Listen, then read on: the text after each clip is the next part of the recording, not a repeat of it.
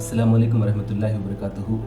आप जानते हैं कि ग्रुप 2 के एग्ज़ाम के लिए 3 महीने बाकी है और ऐसे वक्त में आप लोगों के लिए एक पेपर 4 जो तेलंगाना मूवमेंट पर मुश्तमिल है, ये पेपर 4 आपके एग्ज़ाम में बहुत अहम रोल प्ले कर सकता, आपको टॉप स्कोर लाने में, आपको एक अच्छी जॉब दिलाने में, आपके सक्सेस के चांसेस को बढ़ाने में तेलंगाना मूवमेंट एक बहुत ही अहम रोल प्ले कर सकता।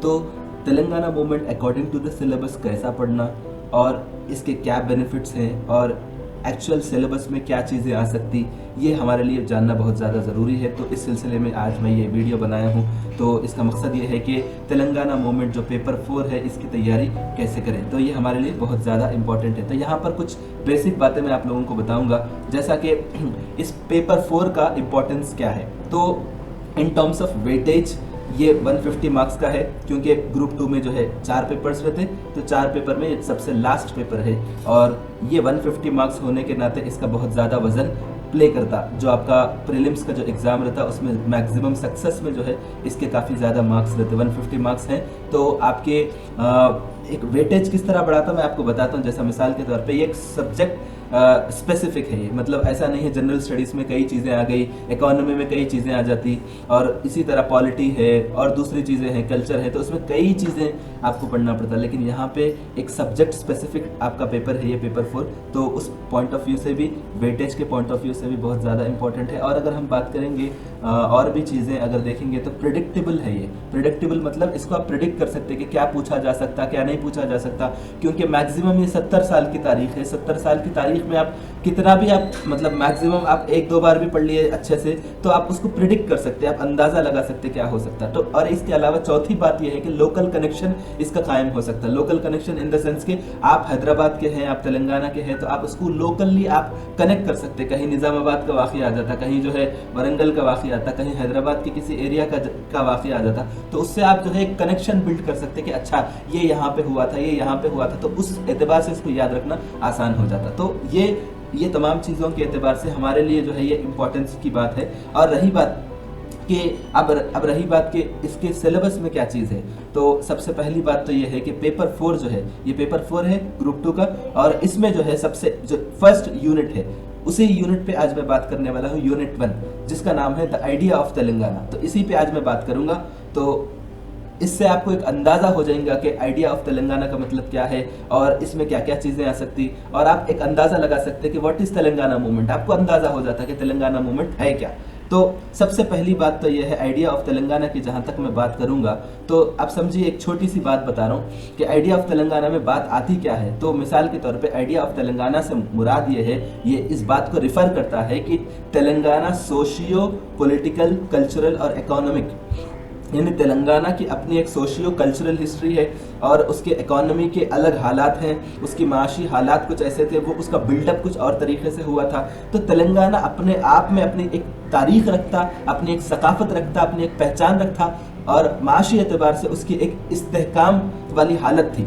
तो ये बात याद रखिए। तो अब यहाँ पे आइडिया ऑफ तेलंगाना का मतलब ये है कि सबसे पहली बात तो तेलंगाना एक डिस्टिंक्ट फीचर्स का हामिल है in terms of culture, in terms of history, in terms of economic conditions. दूसरी बात ये है कि इतने सब खुसूसियात अपनी होने के बावजूद, इन तमाम खुसूसियात होने के बावजूद 1948 से 1970 तक कुछ ऐसे हालात पेश आते जो आइडिया ऑफ तेलंगाना को उजागर करते, यानी आइडिया ऑफ तेलंगाना को उजागर इस तौर पे करते कि हमारी एक तहजीब है, हमारा एक कल्चर है, हमारे एक माशी हालात मजबूत है, उसके बावजूद हमारे साथ एक फेयर शेयर, मतलब एक जो इंसाफ के साथ जो हिस्सेदारी होती, वो हिस्सेदारी का हमारा ख्याल नहीं रखा गया। इसीलिए एक जो अलग होने की बात हुई वो वहाँ से डिमांड शुरू हुआ। तो यहाँ पे आइडिया ऑफ तेलंगाना का मतलब तेलंगाना का एक आइडिया। मिसाल के तौर पे मैं आप लोगों को बताता हूँ कि अगर आपके साथ नाइंसाफ़ी होती, आप कौन सा भी काम करें, चाहे आप किसी जगह जॉब करें या किसी जगह आपकी शादी हो, तो जब पहले तो आप आइडिया, अपनी एक पहचान होती कि भाई मेरा ये पहचान है, फिर उसके बाद अगर आपको लगे कि भाई आपको फेयर शेयर नहीं मिल रहा, आपकी जो आप जिस चीज़ को डिजर्व करते वो चीज़ नहीं मिल रहा, तो आप वहाँ से अपने आप को अलग करने की बात करते। तो सेम आइडिया पहले आपके अंदर पैदा होता, मेरी क्या पहचान है, मेरी क्या सलाहियत है, मैं कौन हूँ। जब आप आइडिया क्रिएट होगा तो तब जाके आप अलग होने की बात करेंगे। तो आइडिया ऑफ तेलंगाना, बल्कि आसान अल्फाज में मैं बता रहा हूँ कि आइडिया ऑफ तेलंगाना का मतलब यही बात है। अब यहाँ पे क्या है कि मिसाल के तौर पे आप समझिए, एक एक ग्रुप ऑफ फ्रेंड्स है जो आपस में एक दूसरे के साथ खेलना पसंद करते, और वो सब लोग जो फ्रेंड्स हैं वो एक मोहल्ले में रहते, लेकिन बाज फ्रेंड्स को ऐसा लगता कि भाई वो लोग जो है उस प्लेग्राउंड का जहाँ पे वो लोग खेलते वहाँ उसका ज़्यादा इस्तेमाल नहीं कर सक रहे, क्योंकि इसलिए नहीं कर सक रहे क्योंकि उनके गेम्स और आइडियाज़ को कोई अहमियत ही नहीं दे रहा। वो लोग जो खेल खेलते उसके खेल को, उनके जो आइडियाज़ को कोई अहमियत नहीं दे रहा, तो उसके बाद वो लोग समझते कि नहीं भाई हम लोगों के लिए एक अलग प्लेग्राउंड होना चाहिए। तो सेम वही बात है। तो आइडिया ऑफ तेलंगाना का मतलब क्या है? तो यही बात जाहिर हो रही कि the dream of having their own state. Idea of Telangana का मतलब अपनी रियासत होना चाहिए। जब हमको जबरदस्ती किसी दूसरी रियासत में मिलाए तो फिर हमारे साथ इंसाफ भी करना आपका काम है। जब आप इंसाफ नहीं करें तो फिर हम हैविंग ओन स्टेट का हम ड्रीम देखेंगे। आई होप आपको ये बात क्लियर है। अब यहाँ पे आइडिया ऑफ तेलंगाना की बात करें जो 1948 से 1970 तक जो कुछ पेश आया। अब यहाँ पे क्या हिस्टोरिकल बैकग्राउंड की बात करेंगे। यूनिट 1 में जो बात है मैं आपको बताता हूँ। तो यहाँ पे अगर हिस्टोरिकल बैकग्राउंड की बात करेंगे तो आप देखिए, एक सेकेंड, यहाँ पे हम लोग हैं। तो हिस्टोरिकल बैकग्राउंड की अगर हम बात करेंगे तो यहाँ पे क्या है कि Telangana as a distinctive cultural unit in Hyderabad princely state. तो क्या है, हैदराबाद के प्रिंसली स्टेट में जो तेलंगाना का हिस्सा था, आपको तो मालूम है जो हैदराबाद का जो प्रिंसली स्टेट था इसमें महाराष्ट्र के कुछ इलाके भी है, कर्नाटक के भी कुछ इलाके थे, तो उस वक्त के हैदराबाद में, और उसमें तेलंगाना का भी हिस्सा मौजूद था। उसकी हम तफसील बाद में बात करेंगे। तो यहाँ पे क्या है कि इसके जियोग्राफिकल कल्चरल फीचर्स थे। जब हैदराबाद के प्रिंसली स्टेट में जो तेलंगाना था तो इसके जोग्राफियाई और सकाफती खसूसियात मौजूद थे। तो यहाँ पे क्या है, अब आपको मालूम है कि तेलंगाना क्या है, दक्कन प्लेटू का हिस्सा है और जो हैदराबाद प्रिंसली स्टेट का भी हिस्सा है। तो इसके एक यूनिक फीचर्स हैं। जैसा कि आप दूसरी तरफ जो आंध्रा का जो हिस्सा है इसको जो है जबरदस्ती तेलंगाना के साथ मिला के नई रियासत बनाए, वो तो मद्रास प्रेसिडेंसी से अलग हुआ था। और तेलंगाना के जो लोग थे उनके अपने कस्टम्स थे, ट्रेडिशंस थे, आर्ट्स थे, फेस्टिवल थे, उनके अपने हर चीज अलग अलग थी। अच्छा, आपसे एक सवाल है, कस्टम्स और ट्रेडिशंस में फर्क क्या है आप लोग बताइए। ठीक है, खैर वो एक अलग बात है। तो दो चीजें आपको मालूम हो गई, तेलंगाना एक अलग फीचर्स का हामिल था, आंध्रा एक अलग फीचर्स का हामिल था।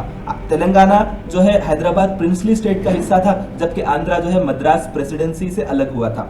ठीक है, और अगर आप तेलंगाना इकोनॉमी की अगर बात करेंगे तो ये एक अग्रेरियन इकोनॉमी है, मतलब ज़राअत पर ज़्यादातर इसका दारोमदार था। और इसके अलावा यहाँ पर आंध्रा के मुकाबले में यहाँ पर ट्राइबल पॉपुलेशन बहुत ज़्यादा है। जब ट्राइबल्स रहते तो फिर सोशल स्ट्रक्चर भी थोड़ा अलग रहता, यहाँ के कस्टम्स अलग रहते। तो एक तो माशी हालत हमारी मजबूत थी, इसके अलावा हमारा कल्चर अलग है, हमारी तहजीब व सकाफत अलग है, हमारी पहचान अलग है, हमारे कस्टम्स एंड ट्रेडिशंस अलग है। उसके बावजूद तेलंगाना को आंध्रा के साथ मिलाया तो गया, लेकिन यहाँ पर हमारे पास रिच रिसोर्सेस होने के बावजूद तरक्की के मामले में, तरक्की के मैदान में तेलंगाना पीछे रह गया। यही बात हमारे अंदर, हमारे कौम के अंदर जो है एक नाइंसाफी उनके साथ होने का एहसास उजागर किया था, तब जाके ये एजिटेशन शुरू हुआ था। अब यहाँ पे सबसे ज़्यादा इम्पॉर्टेंट बात यह है कि जो तेलंगाना एजिटेशन की जो तफसील आप पढ़ेंगे ये 1948 से शुरू नहीं होता, बल्कि उससे भी 60-70 साल पहले जो सालार जंग के रिफॉर्म्स है वहाँ से शुरू होता। तो ये तो आप नाइंसाफ़ी की बात तो पढ़ लिए, लेकिन अक्सर लोग जिस बात को नहीं जानते वो सालार जंग रिफॉर्म्स से अगर आप पढ़ेंगे तो आपको तेलंगाना की तारीख बहुत अच्छे से, तेलंगाना मूवमेंट की जो तफसील है वो बहुत अच्छे से समझ में आती। तो मिसाल के तौर पर यहाँ पे आप देखेंगे कि जो हैदराबाद स्टेट में जो सालार जंग के रिफॉर्म्स है वहाँ से आपको पूरी बात समझ में आती है कि भाई आखिर ये मुद्दा क्या है, ये मसला क्या है। तो आपको मालूम है कि जो सालार जंग रिफॉर्म्स है, आपको तो पहले एक बात बताता हूँ कि जो निज़ाम की जो हुकूमत थी ये एक फ्यूडल सिस्टम है, जहाँ पे जो है छोटे छोटे लोग जो है वहाँ पे हुकूमत करते थे, लेकिन सेंट्रल लेवल पे एक अथॉरिटी थी। तो जो दीवान होते उनको सबसे ज्यादा पावर हासिल होता था, जो दीवान होता था वो सबसे ज्यादा अथॉरिटी के हामिल होते थे।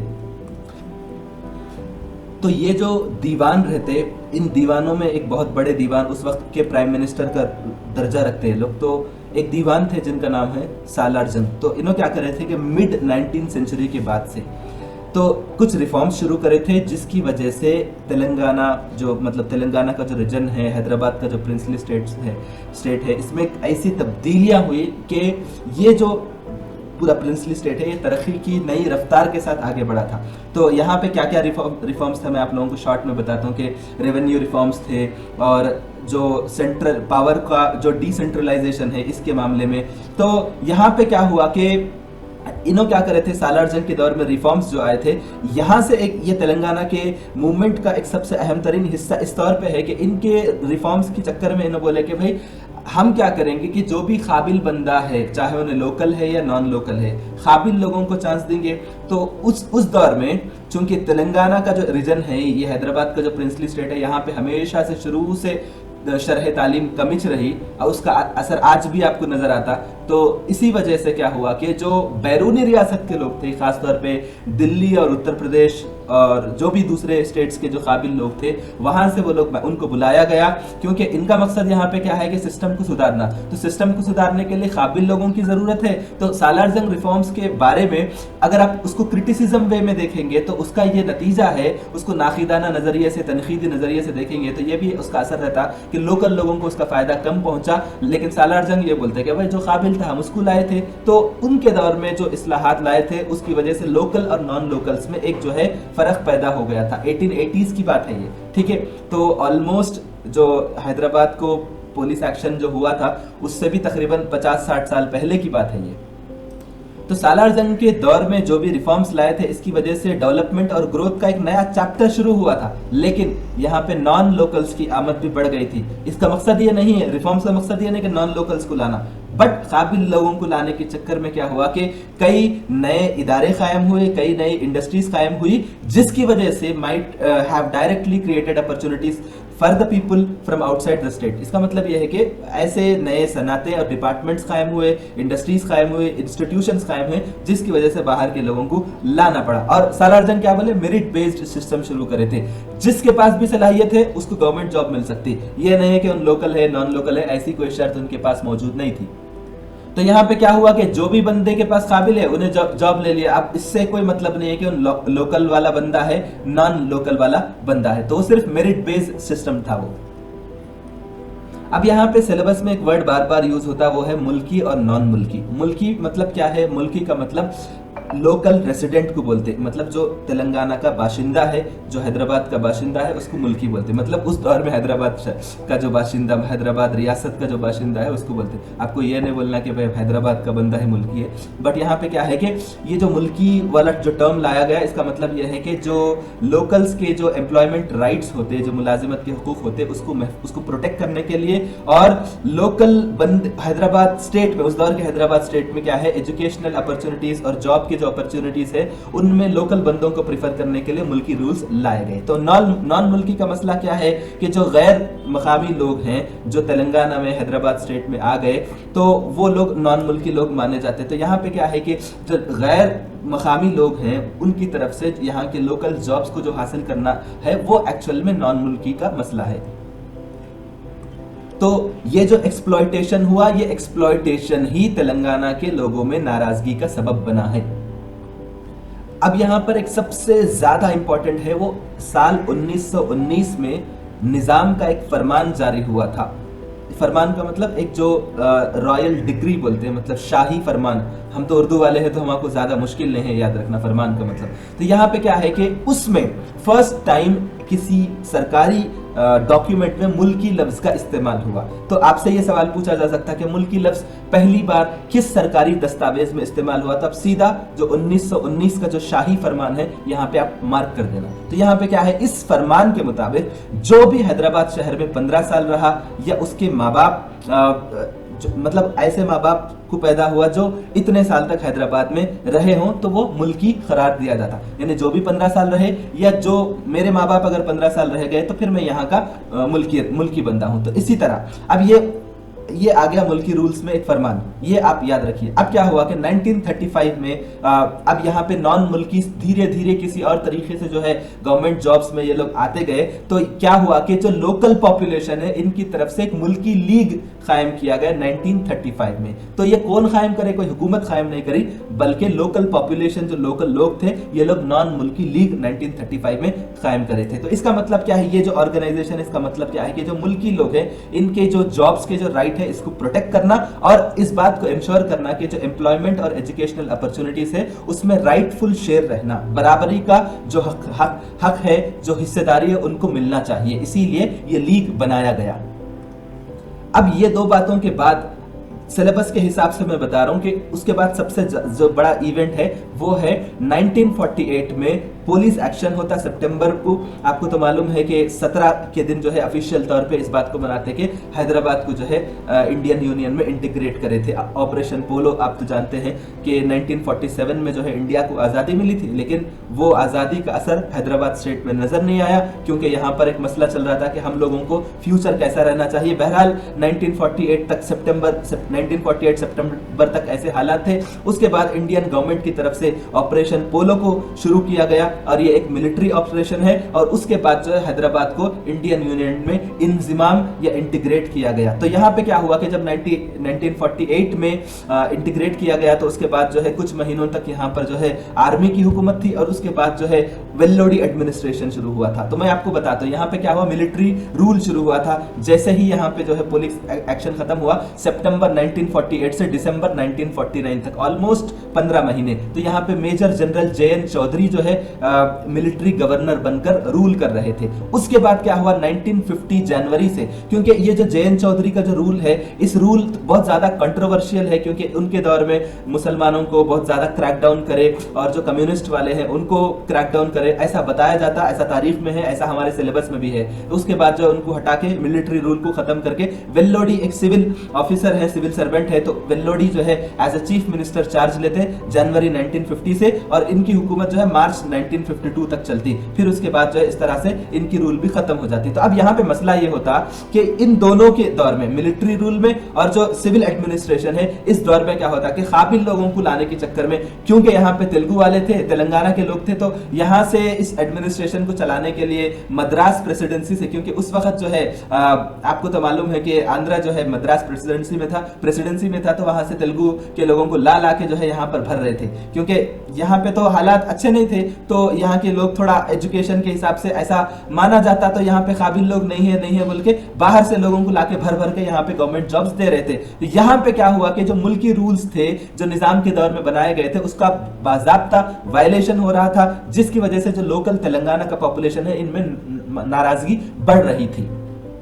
तो यहां पर सबसे ज्यादा इंपॉर्टेंट बात यह है कि जो मुल्की रूल्स का जो वायलेशन हुआ और उसका असर हुआ। तो जैसा मैं अभी बताया कि मिलिट्री एडमिनिस्ट्रेशन और वेल्लोडी एडमिनिस्ट्रेशन, इसमें क्या हुआ, नॉन लोकल्स को बराबर अपॉइंट करते जा रहे थे, और इसलिए जो है यहाँ के जो लोग थे, इनके अंदर जो है नाराजगी बढ़ते जा रही थी। तो यहां से तो हम ये बोल सकते हैं कि आइडिया ऑफ तेलंगाना, ये जो है सालार जंग रिफॉर्म्स से हम पढ़ना, फिर उसके बाद 1948 में पुलिस एक्शन, उसके बाद जो है जो 15 महीनों तक जो आपका आर्मी का रूल, फिर उसके बाद जो है सिविल एडमिनिस्ट्रेशन। वो 52 में इलेक्शन होते, बुरगुल रामकृष्ण राव उन्होंने जो है यहाँ के चीफ मिनिस्टर बनते, तो कांग्रेस पार्टी को जो है उस वक्त इख्तिदार मिलता। तो बहरहाल ये कुछ इवेंट्स है कि 1956 में जो है आंध्रा और तेलंगाना को मिला के जो एक स्टेट बनाते 1 नवंबर को। फिर उसके बाद जो है आपको तो मालूम है कि उसके बाद जो कुछ होता, ये सब कुछ जो है आइडिया ऑफ तेलंगाना को उजागर करते। कब तक? 1970 तक। तो अगर आप चाहते हैं इसको और अच्छे अंदाज में पढ़ें, तो मेरे क्रैश कोर्स भी तेलंगाना का मौजूद है, जो मैं सिर्फ 3 वीडियोस में जो है तकरीबन 70 साल की तेलंगाना मूवमेंट की जो तफसील है मैं बताया।